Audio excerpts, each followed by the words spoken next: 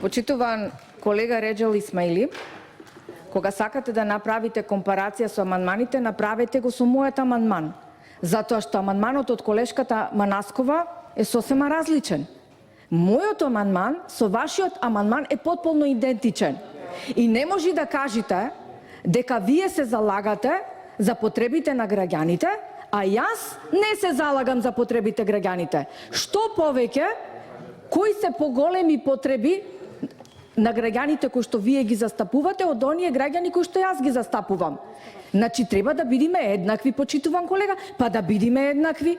Не може заменичката министерка кон мене да се однесува деградирачки, кажувајќи ми сосема поинакви аргументи за одбивањето на термините на изразот. Апсолутно е така, почитуван председавач. Затоа што заменичката ми кажа аргументи зошто ги одбива мојот амандман, значи го одбива мојот амандман со образложение дека тоа е во надлежност на локалната самоуправа и дека не треба да се мешат. Значи мене ми ја подценува интелигенцијата? Да. Па шо врска има дали сум јас четврта мандат, а пратеникот Реджал Исмаили трет мандат? И апсолутно почитуван колега, не сум уморна, без разлика што секој ден доаѓам на комисијата за ребаланс и буџет и дискутирам. Вас ве гледам прв пат тука или пред 3-4 дена бевте и сега ќе кажувате дали некој е удморен, а некој е свеж. Не, почитуван колега, јас сум принципиелна и се залагам да се има исти аршани за секој еден пратеник во собранието на Република Македонија. Исти аршини барам, а не бидејќи вие сте од власта и сте од иста политичка партија со колешката и застапувате граѓани ваши, да речам, поддржувачи, и кажувате дека се во сериозна ситуација и мора да се прифати, и во заменичката ви излегува во прецед супер, ама ќе оди видеоизменет, ќе земиме средство таму, ама мене заменичката ми рече не може.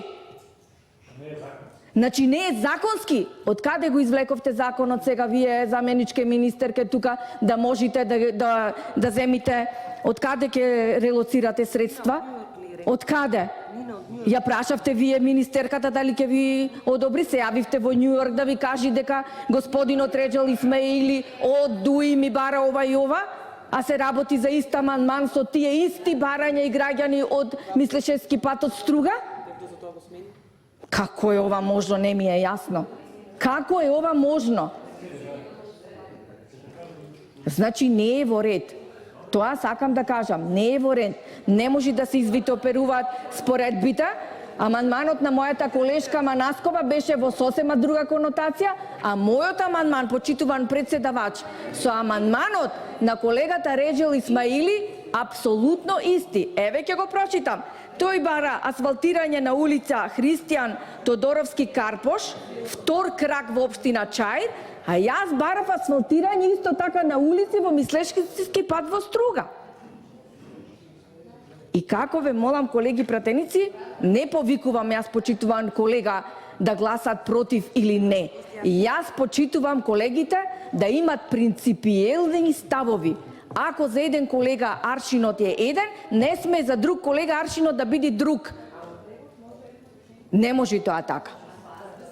И кога, ако сте до крај принципиелен, бидејќи сте член на Комисијата за финансирање и буџет, зошто тогаш не го поддржавте мојот амандман кој што се однесува на асфалтирање на локални улици? Ве молам да ми кажете, зошто не го поддржавте мојот амандман? Па и таму има луѓе кои што имат истите потреби како луѓето од Чаир. Не е во ред, почитуван колега, значи да се вадите на тоа дали јас не сум знаела, дали сум била нервозна и не знам уште што. Нема нервоза овде кога се работи за потребите за граѓаните. Треба да биде реалност, објективност и принципиелност. А вие, почитуван заменик министер, навистина верува во вас. Затоа што бевте тука цело време, споделувавме многу различни мислења и отворено разговаравме и верува во тоа и нели реков. Знам дека она што го кажавте е така како што го кажавте, дека тоа е во надлежност на локалната самоуправа. Бев отворена и ви ги отворив сите аргументи и сите проблеми кои што ги имаме со градоначалникот и барав Врште помош, си ја мислата. а не на ваков начин навистина да ме санкционирате. Не само мене, него и оние граѓани кои што барат од мене да ги застапувам тука. Ви благодарам.